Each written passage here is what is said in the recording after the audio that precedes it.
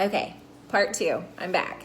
So now we're going to do the second part, which is talking about being prepared for storms and making sure that we are ready for any storms that come in this life, whether it be a hurricane, which some of us have been preparing for, or whether it be a life storm, which we're dealing with some really hard circumstance or trial. So we always want to make sure that we're prepared ahead of time, no matter what kind of storm that is. And it's never too late to prepare. Just as we prepare for any hurricane or any other storm, we always want to make sure that we are digging into His Word and finding truth in His Word. As we walk through storms and unknown things, the Bible is going to lead us in the right direction. Yes, and tornadoes. Sorry, my 4-year-old is still in here. But any kind of trial or life trial, that we want to make sure that we are falling back on His Word. That is the most important thing. And so now, going past that, I want to make sure that you understand that, speaking of my family coming in here, that we make sure that our family is a part of these decisions, that we check in with them, that we make this plan available to them too. And even if they're under the age of 4 or 5, we can teach them 2 things as we are preparing for any storm in this life. And those 2 really important things are that they listen and obey. So, and my 4-year-old sometimes has a really hard time with listening, but that we prepare them to understand that for their safety and to understand the importance of any kind of storm in this life, no matter what it is, that they listen and they obey you. So as we're getting in survival modes, when we're walking through trials, a lot of times we can get so focused on the circumstance that we can forget about our little people. Or we can get more concerned about just their safety and not thinking about their heart. So as a family, you've got to come together and say, look, here is a Bible verse for our family. We're going to lean on this during hard times. Maybe it's Joshua 1:9. So find a family Bible verse that together y'all decide as a family, we're going to be strong and courageous. Joshua 1:9 is our Bible verse. And that has been one for us for many years. We kind of change ours throughout the years because we have 2 older girls that like to take part and help us decide that. But, let your kids help you. And then, as a family, you plan to make sure that you're first falling on the Word of God and you fall back on that Bible verse. But also, you teach them that safety is really important and that they have to listen and obey, no matter what kind of situation you're going through, whether it be a hard trial or we're going through a hurricane. But make plans ahead of time and say, okay, depending on what we have going on, in any kind of circumstance, if we had a fire, we had to evacuate, or we have to leave our house for some reason, any little child that's under 5, you've got to make sure you listen and obey to mommy and daddy, because we're going to have instructions and we're going to have to move quickly. Now, your older ones, if you have older children, you can give them duties. Like we have our older kids and we say, we've walked through and acted out different scenarios for different things. Like if our house was on fire, you need to set that tree out there. Or if, we have to evacuate, they actually have a bug out bag is what we call it. So if any scenario were to happen, they have that in their closet. Now I have my little ones downstairs in my room.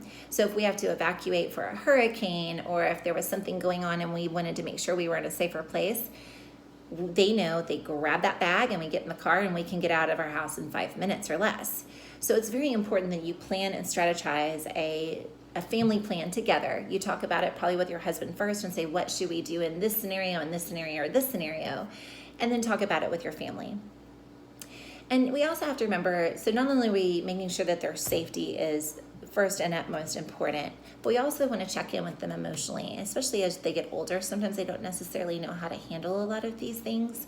When they're younger, it's not going to necessarily affect them, but they might see us a little more stressed out. But as they get older, I know my older girls have asked a lot of questions, and I have to just make sure that I'm checking in with them emotionally and asking them, how are you feeling about all this? What are you thinking? How can I pray for you? What's going on in your mind? Because they're dealing with a lot of changes too. Their school has been totally conformed into something they've not ever been used to. They're dealing with either staying home or going back to school in a very different situation. So emotionally, this is hitting them as well. So we need to check in with them emotionally and maybe, ask them, how can I pray for you? Or what Bible verse really speaks to you, and put that in their room so they can see that daily. But yes, just devising a plan, checking in on our family members is really important, even in preparing and going into a storm, or even after a storm is really important. We just have to remember, no matter what, that we tell our children, no matter what happens, no matter how scary it gets or how unknown it gets, God is still in control and he is still good. He is with us before the storm, during the storm, and after the storm. And we have to remember that truth. So, now let's see.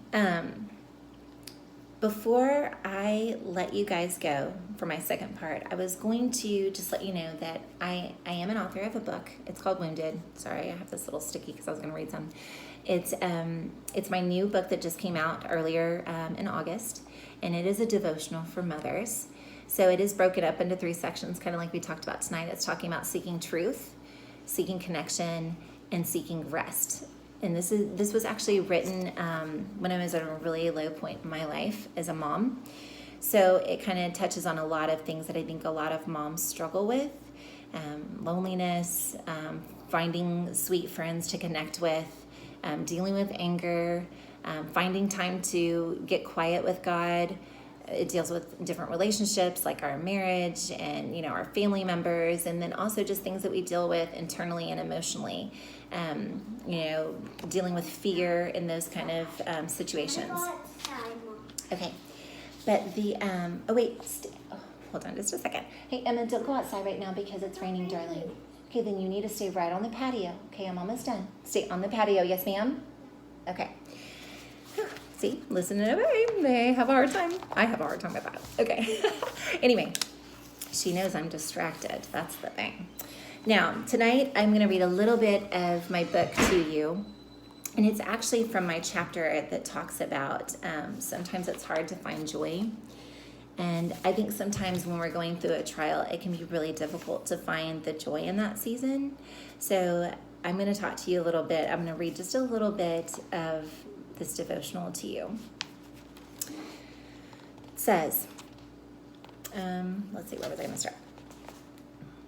Realizing we needed to be there for my parents and provide a support and protection for our niece that she truly needed, we painfully decided to, that's not the part I was going to read. Hold on. Oh, here we go. Never mind. Scratch all that. You can read that later. I'm going to read this part. Okay. It's not always easy to trust God when things don't seem to make sense. Finding joy isn't something that just comes naturally, especially in the midst of trials. It's not something we just choose and all of a sudden we feel better. It's something we go to God with every single day. Giving our heart time to process what's happening without becoming so consumed with how we're supposed to feel or react.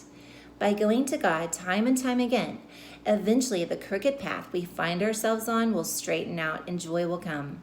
It just takes time. I'm going to skip that little part that I read because you'll have to read the whole devotional to kind of understand what that all means. But here's my second part I didn't want to finish with. We may never fully understand the purpose behind God's trials and storms in this life, and it may not always feel easy to find the joy, but it's okay to hurt and feel sad. Finding joy isn't forcing the external feeling of happiness. It's welcoming an inner sense of peace.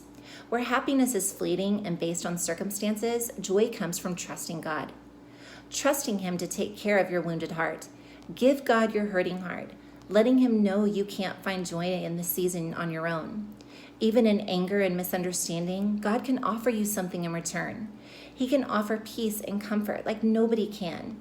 His wild love for you is immeasurable. Let Him cover you today in that love and trust that He has for you in His care. He sees your raw heart, your heavy burden, the circumstances that are swallowing you up. You don't have to understand why. Sometimes there are no answers. You just have to trust that no matter what happens, good or bad, that God does have a purpose for it all. So we're going to end there tonight. I am so glad I made this video for just in case. But I want to just thank you so much. I feel so honored to be able to talk to moms, and it was an honor to speak to you guys. Hopefully I'm speaking to you on Zoom, but you have this just in case. Thank you for bearing with all the little distractions we had. And so I did have 2 discussion questions. I sent them to Carolina, but just in case you need them again, my questions for you guys to discuss are, during trials and storms of this life, how can reaching for truth, connection, and rest help you? And then one more question says, do you feel you were prepared for storms in this life? Why or why not? So I'm going to leave those two things with you tonight. Thank you again for having me. It's been an honor. I always love talking to you guys. And just remember, we're in this together and you are not alone. Thanks.